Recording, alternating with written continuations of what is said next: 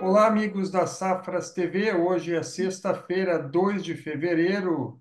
Eu sou o jornalista Arno Baixo, da agência Safras, e no Conversa com a Analista de hoje, sobre o mercado de boi, eu converso com o Fernando Iglesias, ele que é analista e consultor de safras e mercado. Na edição de hoje, nós iremos avaliar o desempenho do setor de carne bovina e de boi ao longo do mês de janeiro e também traçar as primeiras expectativas para o mês de fevereiro.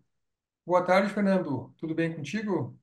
Boa tarde a todos que nos acompanham aqui na Safras TV. E vamos fazer sim esse balanço de como foi janeiro para o mercado do boi gordo e o que vem pela frente, que qual vai ser os próximos passos aí do mercado do boi gordo.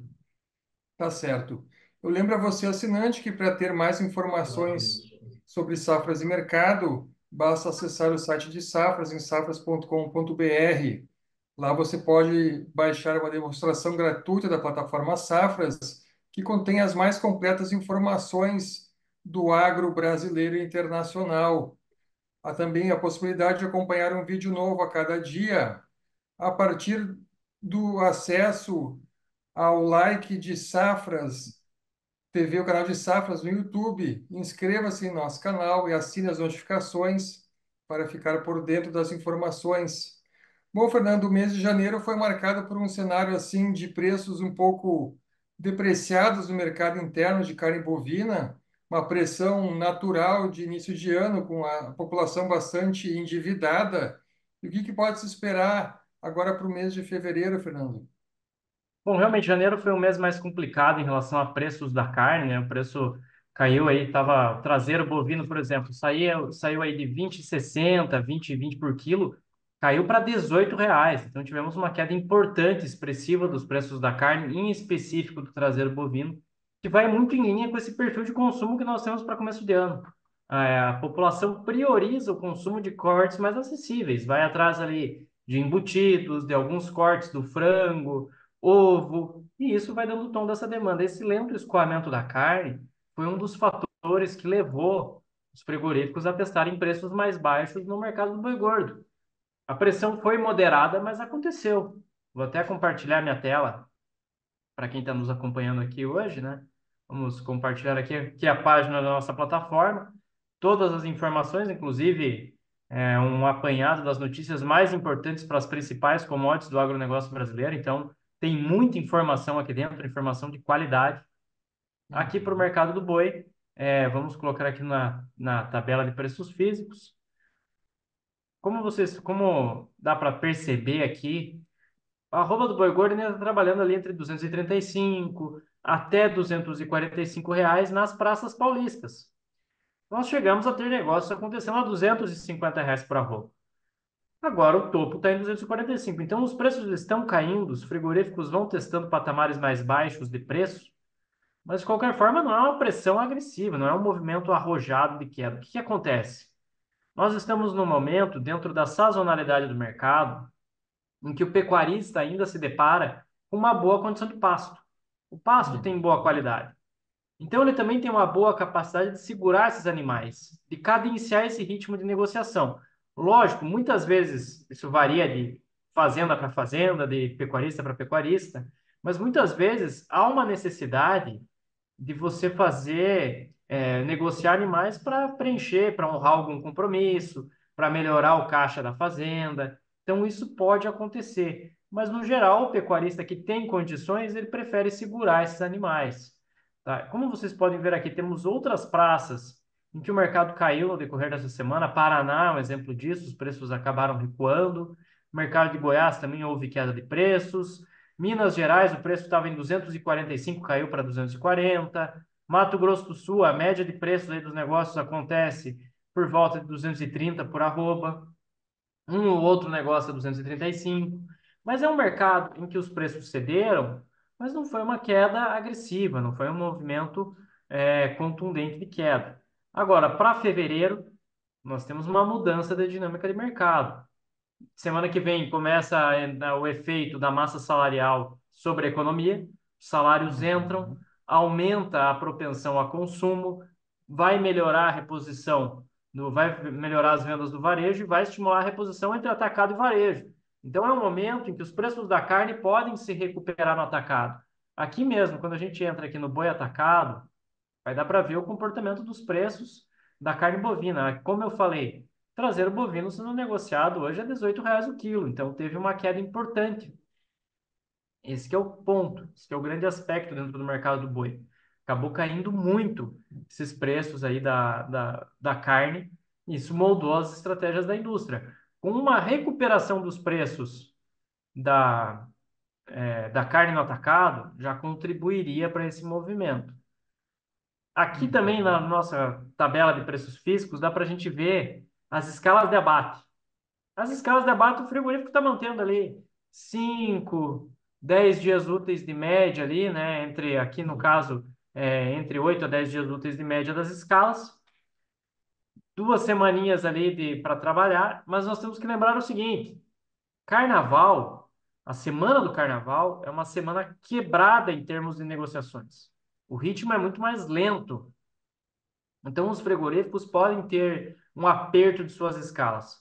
Somado à perspectiva de uma boa venda de carne, isso pode ajudar a recuperar os preços da arroba, promover alguma alta dos preços, mas não dá para imaginar que essas altas vão acontecer de maneira explosiva também, tá? Não tem fatores Uhum. que justifiquem altas agressivas do preço do boi, nem da carne bovina. Os fatores de oferta ainda apontam para um grande volume de animais ofertados dentro do mercado nesse ano, ainda vamos ter um grande volume de animais abatidos. Uma variável nova teria que vir da demanda, e esse parece não ser o caso nesse momento.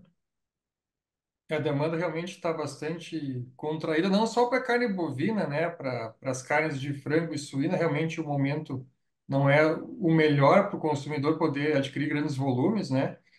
E falando em volumes, nas exportações, o desempenho de janeiro foi muito bom em volume, mas muito fraco novamente em receita, né, Fernando? Como é que Os está essa últimos, equação aí para os frigoríficos para esse começo de mês aí? Qual é a expectativa de uma recuperação, de repente, nas margens? os últimos meses de exportação, eles têm essa característica realmente, volumes muito agressivos, tanto que no final do ano passado, dezembro, nós tivemos o maior volume exportado da história de carne bovina em um único mês, que foi dezembro de 23, com preço lá embaixo. Então, o Brasil, e tanto que esse número de dezembro foi tão expressivo que o Brasil fechou o ano com um volume exportado em 2023 superior a 2022.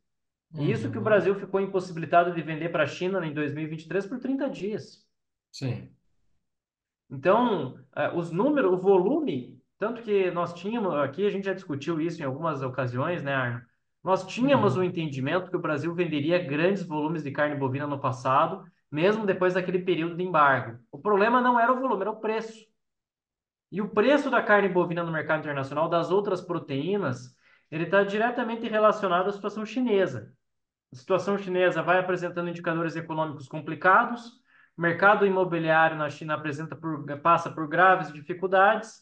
Provavelmente nós não vamos ver uma recuperação chinesa, pelo menos não da maneira que o Brasil gostaria, né, já que a China é o grande parceiro comercial brasileiro. Provavelmente isso vai Uhum. ficar mais aí para o final do ano ou talvez para 2025. Quando você faz um pacote de estímulos que ele é alicerçado no crédito barato, nos juros baixos, na teoria, isso funciona muito rapidamente. Na prática, não é tão simples assim, ainda mais para uma economia complexa como é a economia chinesa. Então, esses estímulos que ela coloca dentro da atividade econômica, eles demoram para surtir o efeito esperado. Mas o que que o governo chinês imagina? Vai começar a melhorar os indicadores do mercado imobiliário com crédito barato, vai Uhum. estimular a construção civil, e a construção civil começa a estimular outros setores da academia, da economia. E isso vai desencadear aquilo que a gente chama de ciclo virtuoso. Um setor começa a influenciar positivamente sobre o outro, começa aí a virar uma bola de neve positiva, né? A atividade econômica vai avançando, mas nós não acreditamos que a China volte a crescer 2 dígitos nesse ano de 2024. Parece pouco provável que isso aconteça. Tá? Provavelmente isso poderia acontecer em 2025. E o outro aspecto para o setor carnes é que a suinocultura chinesa também atravessa por uma grave crise. Está sobrando produto lá na China, tem muita carne suína, os preços lá embaixo. Então precisa também dessa recuperação da suinocultura chinesa para que haja espaço para que os importadores chineses paguem mais pelas proteínas de origem animal no mercado internacional. Então, isso demora um pouquinho para acontecer. Eu acho assim que essa crise imobiliária com a quebra da Evergrande, divulgada nessa semana, uma notícia que realmente impactou todo o mercado, o cenário econômico mundial. Tu acha que pode haver um retardamento ainda maior nesse processo de recuperação da China, de voltar a pagar melhor pela carne bovina e outras commodities brasileiras, por exemplo, na importação? E nós precisamos aqui destacar a importância da China realmente. Hoje a China é o grande importador de carne bovina, carne de frango, carne suína, minério de ferro, algodão, milho, soja. Então, né, as principais commodities que o Brasil exporta, o nosso cliente prioritário é a China. É a Sim. China, então, a questão da Evergrande é realmente importante, mas o mercado já tinha o entendimento que a Evergrande faliria. Isso já parecia ali que já tinha essa percepção. Agora Uhum. resta saber como que o governo chinês vai se comportar. Lembrando o seguinte, a economia chinesa é muito diferente das economias ocidentais. O governo chinês injeta dinheiro, injeta quantidades grandes de dinheiro, volumes expressivos de dinheiro em diversos setores da economia, para manter a roda girando. A gente vê isso no setor imobiliário, nós vemos isso na suinocultura, tanto que agora a estratégia do governo chinês é preservar todo o investimento que foi realizado em sua suinocultura, é Certo. preservar esse investimento que foi feito, proteger esse investimento que foi realizado, que não foi pouco. E aí a gente entra num ponto estratégico, que são as questões de segurança alimentar, no qual a China é sempre muito proativa. Então, o governo chinês entende que há muita oferta de carne suína, tem mais de 500 mil de toneladas de carne suína em reserva estatal hoje na China. Então, é um volume importante de carne suína que está represada e também vai demorar um pouquinho para que esse volume de carne enxugue e que, de fato, haja uma necessidade maior de importação. Não quer dizer que a China vai comprar menos do Brasil esse ano ou que a Uhum. China vai diminuir o volume de compras de commodities.